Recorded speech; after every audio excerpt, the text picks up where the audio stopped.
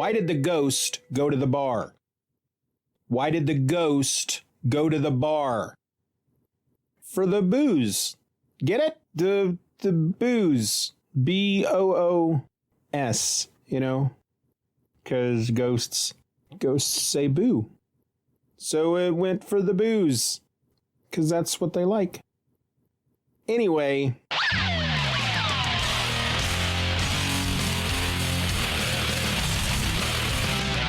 Hello and welcome to another episode of Just Another Fanboy. I'm your host. My name is Steven, and this is the podcast with more leaves than there are trees on my knees. This is what happens when I don't write stuff beforehand. I always want to try to say something clever, and I don't take the time to try to write it down because I think to myself in my head, I'm like, I'll just come up with it off the top of my head because that's how freaking clever I am. And then I prove once again how clever I am not. So there's this show on the TV that I really rather enjoy. You've probably guessed what it is by now. That is, if you looked at the title of this episode. Yes, I'm talking about Supernatural. It airs over on the CW. It actually originally aired on the WB before the WB became the CW. And I believe it's the only show that first appeared on the WB that still, well, by the time it ended, was still being played on the CW because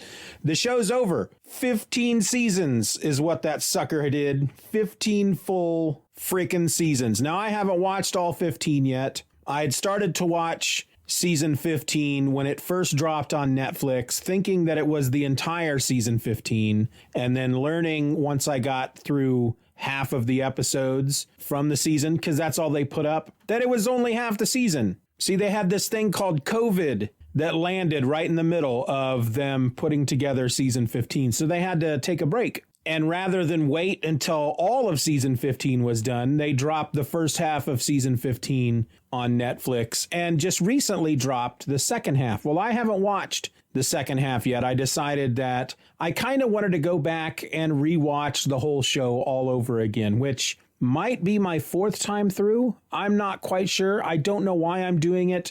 One of the reasons I wanted to do it was because I've been wanting to talk about it on the show. I just hadn't quite decided how I was going to do that. My original plan was I was going to do one episode per season, but after I finished watching the first season, I didn't quite feel like talking about it at that point. And it wasn't until I finished season 5 that I decided now's the time to start talking about Supernatural. And why I waited till the end of season 5, it's actually quite simple. From what I remember, my other 3 times through the show, see, season 5 is when the original, that's when it was supposed to end originally. When they originally thought the show up and they started writing, they envisioned it as a 5-season show. And we'll talk about what the storyline is for season 5. But once season 5 ended and they decided to keep going, they did basically each season following, from what I remember, is its own kind of all-encompassing story.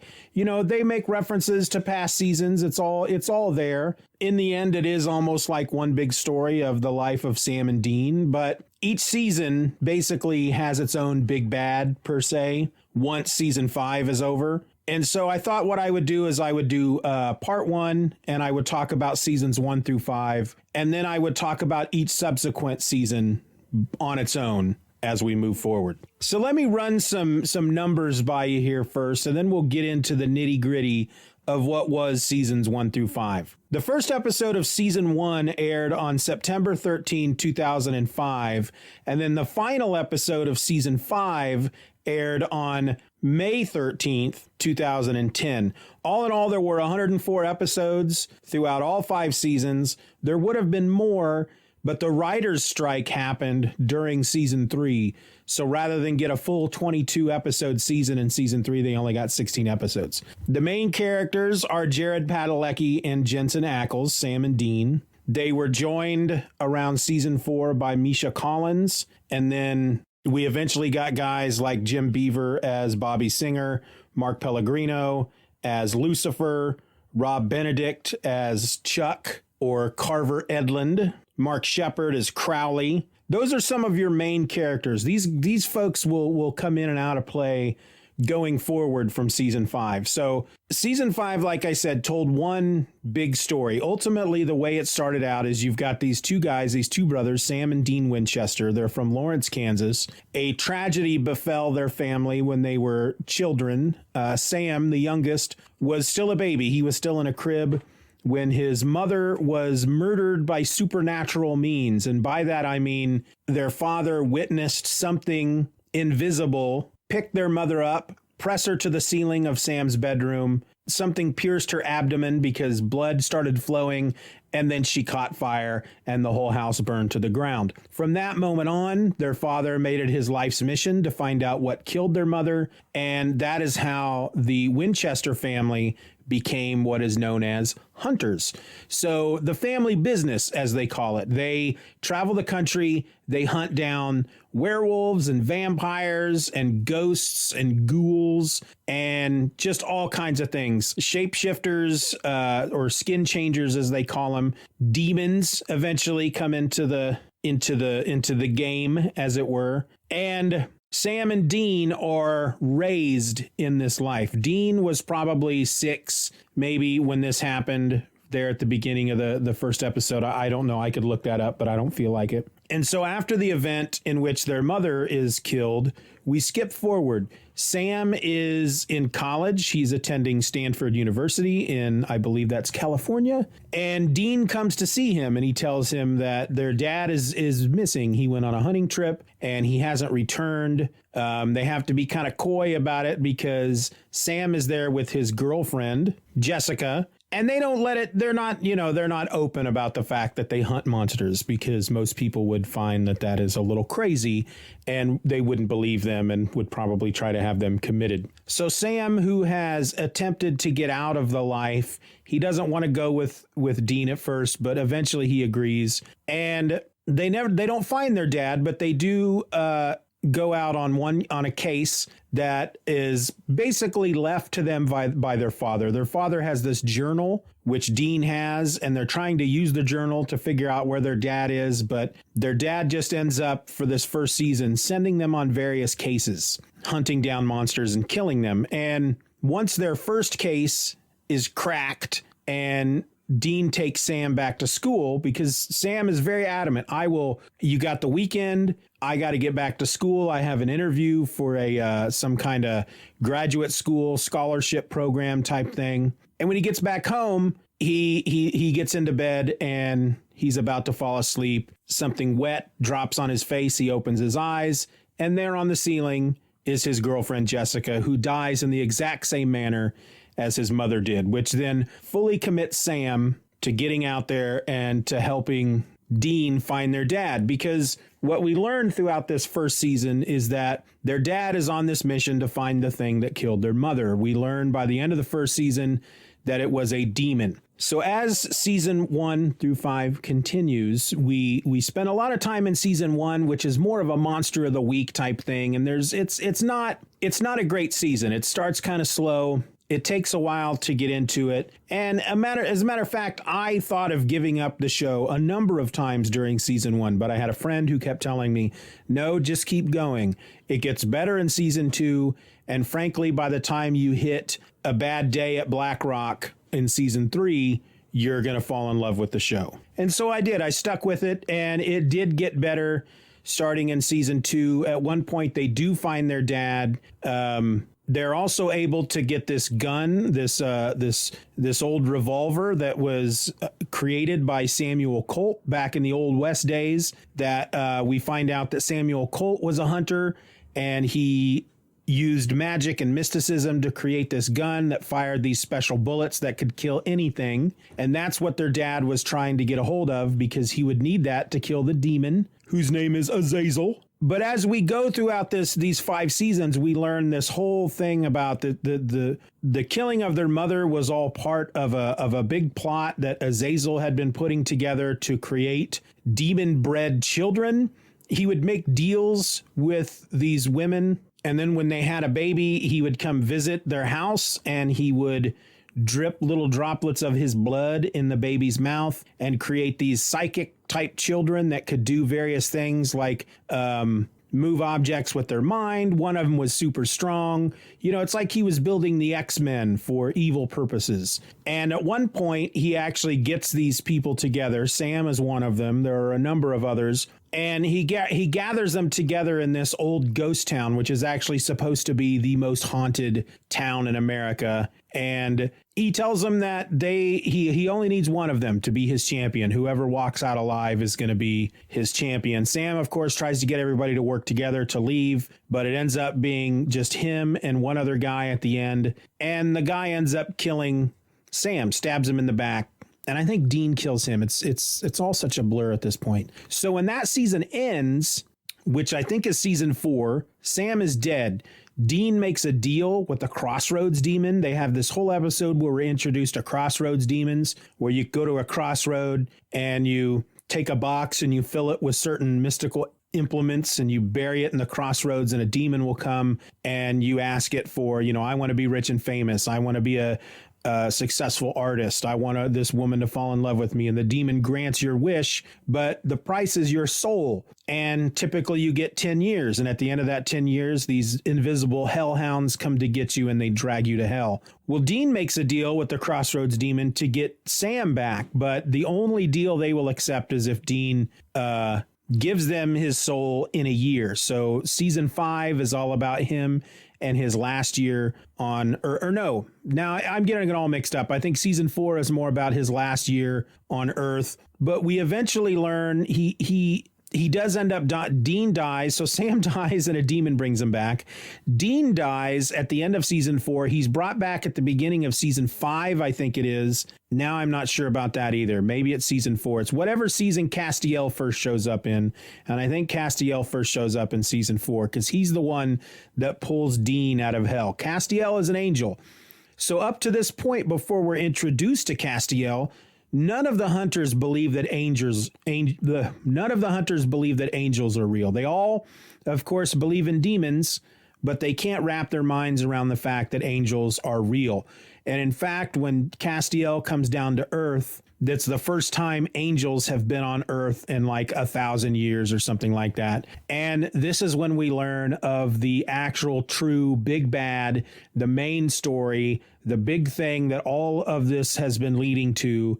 And that's the plan of that Azazel had originally put together to free Lucifer from his cage in hell. The cage that the archangel Michael put him in back when there was a war in heaven, when Lucifer first rebelled, because Lucifer was an angel, still is an angel. And they equate everything into the simplest of terms as far as family. God is the father. He had these 3 sons, Michael, Lucifer, and Gabriel. He had other sons. The other angels were also his sons, but the first 3 were Michael, Gabriel, and Lucifer. Lucifer rebelled because the angels were God's first creations and they were God's favorites. But then God created the earth and humans, and he told the angels that they must worship these humans and hold them up on high as important. And Lucifer didn't want to do that. And so there was a big war in heaven, and Lucifer was sent to the cage in the pit of hell. So Sam and Dean are part of this demon conspiracy to get Lucifer out of the cage. And in fact, Sam is tricked into breaking the last seal. And the last seal, there were 66 seals. Actually, there were 600 and some seals placed on the cage, but you only had to break 66 of them to get him free. And so in season 4, they are trying to stop the demons from breaking these seals. And there's a particular demon, Lilith, which seems to be leading it all because at this point they have killed Azazel. But Sam, we find out, if he drinks demon blood, it increases these demon powers that he was given, and he becomes addicted to this demon blood, but he uses it because he can use these powers to exorcise demons and send them to hell.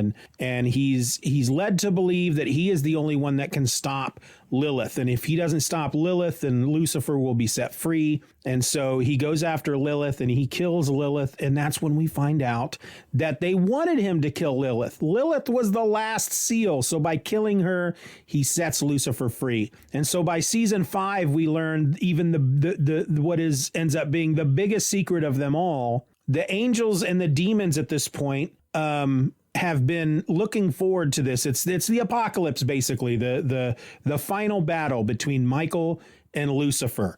The angels want this to happen because they know that they're going to win. If Michael goes up against Lucifer, the angels will win. It'll be paradise on earth. And the one thing that they don't like to talk about, however, is that during this battle, which will happen on earth, hundreds of thousands, millions of people will die. It's the apocalypse. And at one point, of course, Sam and Dean are asking, why would God want this to happen? And we find out that God's not in heaven anymore. He's gone. He took off. He's down on earth just hanging out, and he doesn't feel like it's his problem. And so what we learn is, just like demons have to possess humans to travel around earth, angels have to have a vessel, a human vessel, to be on earth as well. But angels get permission from their vessels. Well, what that means is that Lucifer and Michael, two brothers, need two human vessels to fight their final battle on earth. And Michael and Lucifer are brothers. Michael's the older brother, Lucifer's the little brother.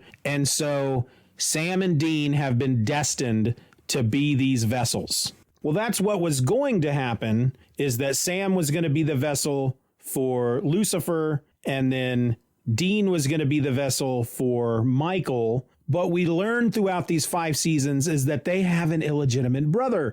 Their father, out on one of his hunts, had impregnated some woman, had gotten friendly with her, and had a kid. And for a long time, Dean he's not having any of it. He's not going to let any angel use him to help bring about the apocalypse.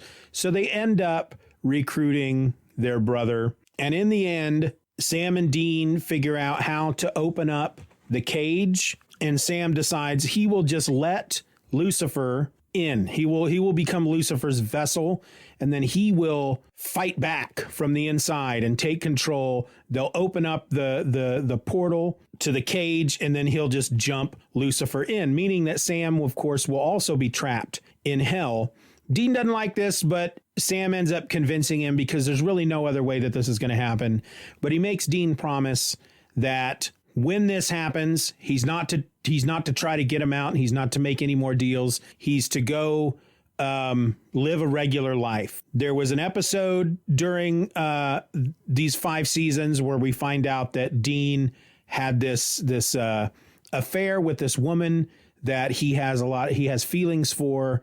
And that's who he ends up going to at the end. And he starts a life with this woman, Lisa, and her son, Ben. And then that's how it was supposed to end. Sam sacrifices himself for the good of humanity. Dean gives up hunting to live a normal life, happily ever after, with a woman and child. And that was it. That was going to be the end of the show. But as the final episode is coming to an end, Dean is in his new home with his new lady and her kid, and he is locking up the house for the night. And then the camera pulls back, and standing under a streetlight, looking out at the house, is Sam, apparently no longer in hell. And then that's how the season ends, and you're scratching your head like, what?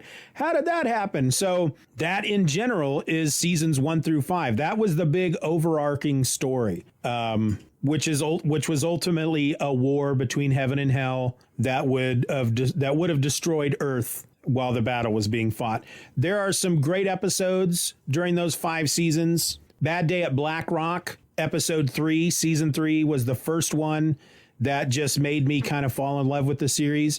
They start doing this thing where at least once or twice every season, they would do a silly episode, and not like silly and zany, but just it was done more for comedic effect.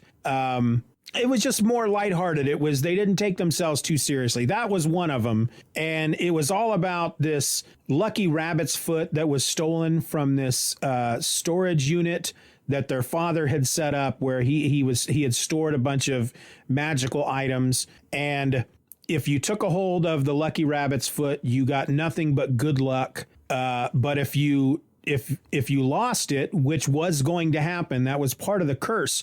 It was a cursed object. It would leave you at some point. And the moment you lost it, your luck turned too bad, and you had about 24 to 48 hours before your bad luck finally killed you. And Sam ends up getting he ends up grabbing the rabbit's foot before they know, what the deal is with it. There's Ghost Facers also comes from season 3. It was episode 13. We're introduced to a couple of guys who know about ghosts and whatnot. And they are younger dudes, and they're named after a couple of Ghostbusters, Ed Zedmore and Harry Spangler. And they're trying to, they end up, their whole deal is that they are trying to create a reality show about hunting ghosts. And they're basically created for laughs. We also meet Chuck during these 5 seasons. Chuck is a prophet of God. We learn that the episode that we meet Chuck, Sam and Dean learn that there have been a series of books written about them, written about all their adventures and all their monster hunting adventures. And they track down the author, who his pen name is Carver Edlund, which is a play on Ben Edlund, who served as an occasional writer for the show. He was also executive producer, occasional director, and comic fans know him as the guy that created the Tick. So Carver Edlund, whose name is Chuck, his real name is Chuck, he has been writing these books about Sam and Dean, and he just assumed he was being inspired to write these stories. And then we find out he's actually a prophet of God. And because Sam and Dean are fully tied into this whole war between heaven and hell and the apocalypse, Chuck's role as a prophet was to tell their story. And he didn't understand these visions. He just assumed he was being inspired to write stories.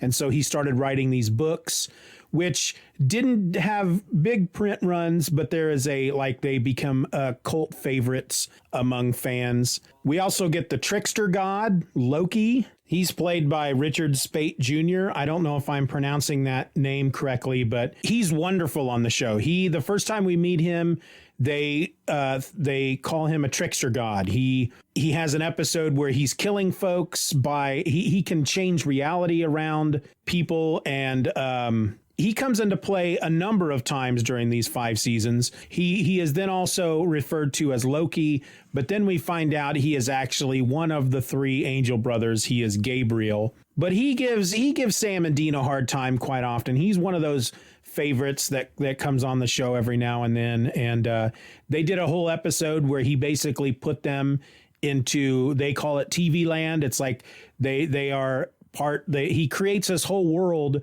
that are various TV shows that they have to go into and act out these characters. And it's really great. He's also involved in one of my other favorite episodes, also from season 3, the Mystery Spot, where he creates a reality where basically Sam is living Groundhog Day. He keeps waking up every day. It's the same day. And every day Dean dies in various ways. Sam keeps trying to change up their day, but no matter what he does, at some point during that day, Dean dies. And the moment that he dies, Sam wakes back up at the beginning of the day and they start it all over again. It's really good.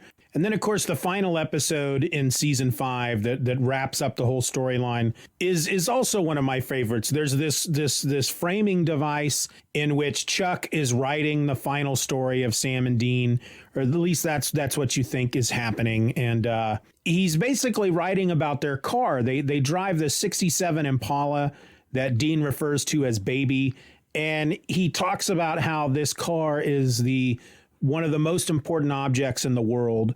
And we find out the reason behind that is when Dean goes to confront Sam at the end, the final showdown, this is really interesting to me because, like I said, Sam and Dean are originally from Lawrence, Kansas. Now, I don't live in Lawrence, Kansas, but I live near Lawrence, Kansas, and I have worked my entire professional career in Lawrence, Kansas. Every job I've ever had has been in Lawrence, Kansas.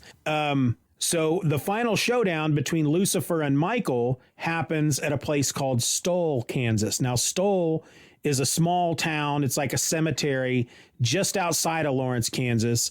And in actual real life, it's always been rumored as one of the gates to hell. There's an old abandoned ruined church in the cemetery that rumor has always had it that if you go into the church at a certain time on a certain night or whatever, you can unlock the gates to hell. And I have been there before. I think most teenagers who grew up in this area have gone to Stoll at some point in their life. So it was really quite interesting that obviously whoever Eric Kripke is the guy who wrote this, who created this show. I don't know if he is from the area or if he has writers that are from the area, but they got a lot of that right. But when Dean goes to confront Sam, who now has Lucifer in control of his body at Stoll, of course, he goes there in the Impala, and Lucifer as Sam is just beating the crap out of Dean to the point where you're just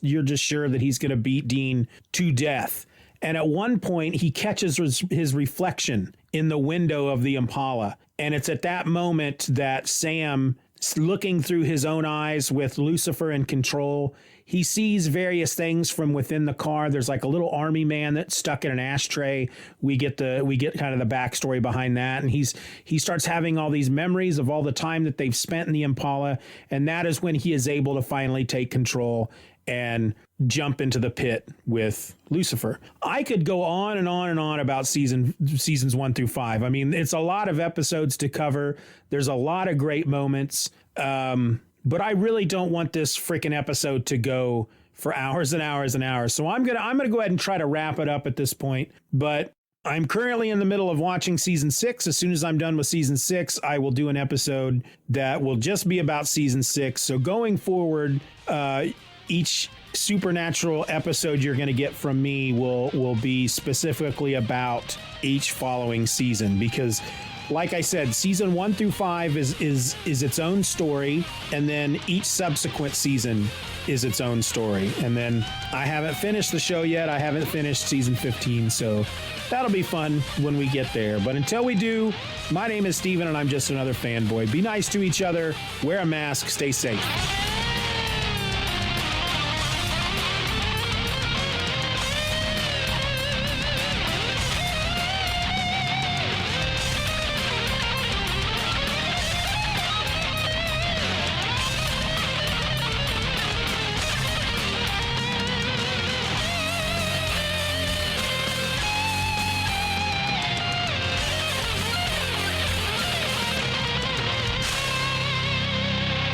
Bye-bye, Daddy. Bye-bye, Daddy. Good job.